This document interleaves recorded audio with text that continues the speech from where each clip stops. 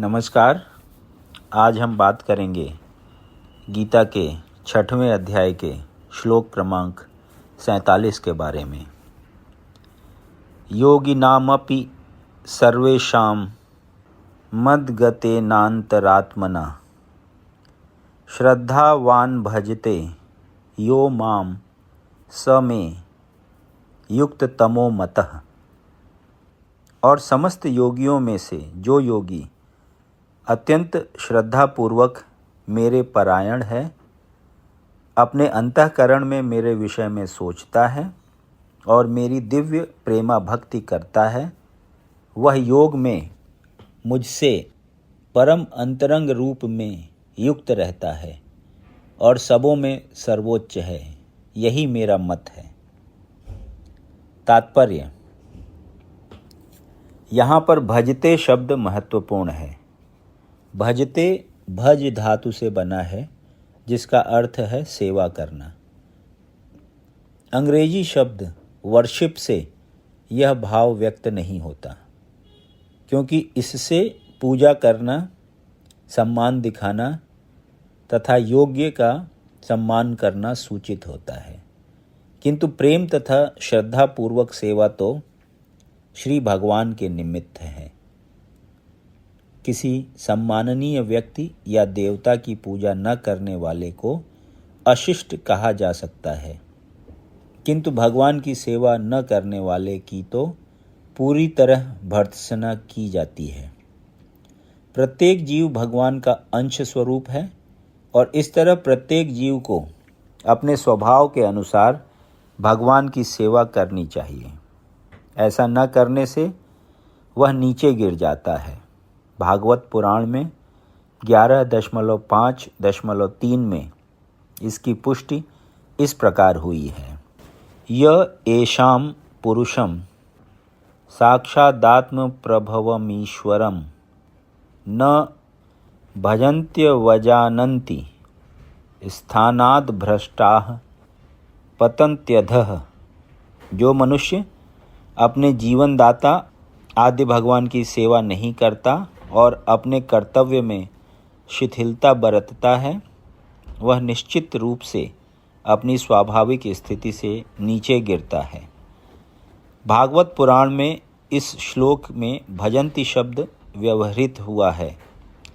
भजन्ति शब्द का प्रयोग परमेश्वर के लिए ही प्रयुक्त किया जा सकता है, जबकि वर्शिप का प्रयोग देवताओं या अन्य किसी सामान्य जीव के लिए किया जाता है। इस श्लोक में प्रयुक्त अवजानन्ति शब्द भगवत गीता में भी पाया जाता है। अवजानन्ति माम मूढ़ाः। केवल मूढ़ तथा धूर्त भगवान कृष्ण का उपहास करते हैं। ऐसे मूर्ख भगवत भक्ति की प्रवृत्ति न होने पर भी भगवत गीता का भाष्य कर बैठते हैं। फलतः वे भजन्ति तथा वर्शिप शब्दों के अंतर को नहीं समझ पाते। भक्ति योग समस्त योगों की परिणति है, अतः अन्य योग तो भक्ति योग में भक्ति तक पहुँचने के साधन मात्र हैं। योग का वास्तविक अर्थ भक्ति योग है। अन्य सारे योग भक्ति योग रूपी गंतव्य की दिशा में अग्रसर होते हैं। कर्म योग से लेकर भक्ति योग तक का लंबा रास्ता आत्म साक्षात्कार तक जाता है। निष्काम कर्म योग इस रास्ते का आरंभ है। जब कर्म योग में ज्ञान तथा वैराग्य की वृद्धि होती है, तो यह अवस्था ज्ञान योग कहलाती है। जब ज्ञान योग में अनेक भौतिक विधियों से परमात्मा के ध्यान में वृद्धि होने लगती है और मन उन पर लगा रहता है, तो इसे अष्टांग योग कहते हैं। इस अष्टांग योग को पार करने पर जब मनुष्य श्री भगवान कृष्ण के निकट पहुंचता है, तो यह भक्ति योग कहलाता है। यथार्थ में भक्ति योग ही चरम लक्ष्य है, किंतु भक्ति योग का सूक्ष्म विश्लेषण करने के लिए अन्य योगों को समझना होता है।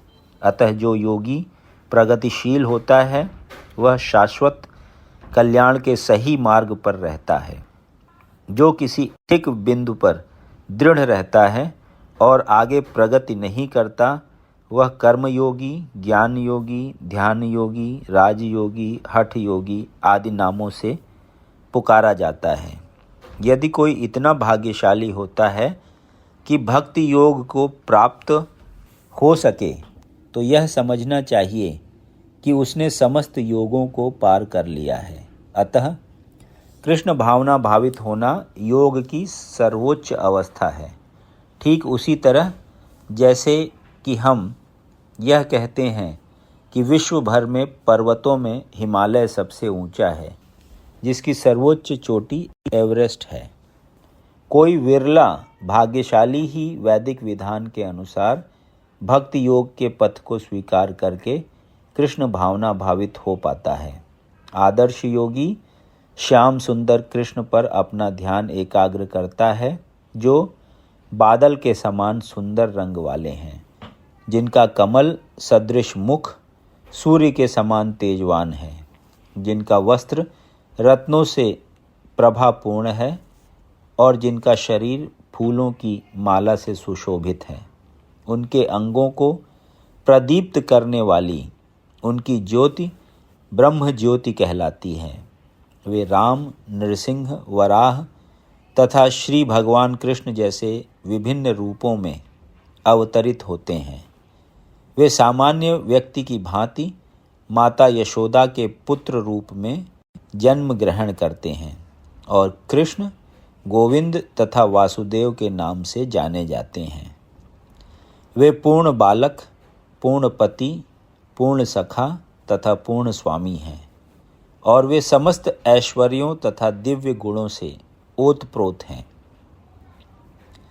जो श्री भगवान के इन गुणों से पूर्णतया अभिज्ञ रहता है, वह सर्वोच्च योगी कहलाता है।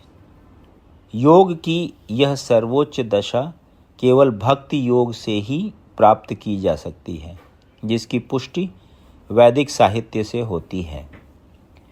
श्वेताश्वतर उपनिषद 6.23 यस्य देवे परा भक्तिर यथा देवे तथा गुरौ तस्यैते कथिता ह्यार्थाः प्रकाशन्ते महात्मनः। जिन महात्माओं के हृदय में श्री भगवान तथा गुरु में परम श्रद्धा होती है, उनमें वैदिक ज्ञान का संपूर्ण तात्पर्य स्वतः प्रकाशित हो जाता है। भक्तिरस्य भजनम तदिहा मूत्रोपाधिनैरास्ये नामुष्मिन् मनः कल्पनमेत देव नैष्कर्म्यम। भक्ति का अर्थ है भगवान की सेवा, जो इस जीवन में या अगले जीवन में भौतिक लाभ की इच्छा से रहित होती है। ऐसी प्रवृत्तियों से मुक्त होकर मनुष्य को अपना मन परमेश्वर में लीन करना चाहिए। नैष्कर्म्य का यही प्रयोजन है। गोपाल तापनी उपनिषद 1.5। ये सभी कुछ ऐसे साधन हैं जिनसे योग की परम संसिद्धिमयी अवस्था भक्ति या कृष्ण भावनामृत को संपन्न किया जा सकता है। यदि आपको ये वीडियो पसंद आया तो इसे लाइक करें और ऐसे ही अन्य वीडियोज़ को सुनने के लिए इस चैनल को सब्सक्राइब करें। धन्यवाद।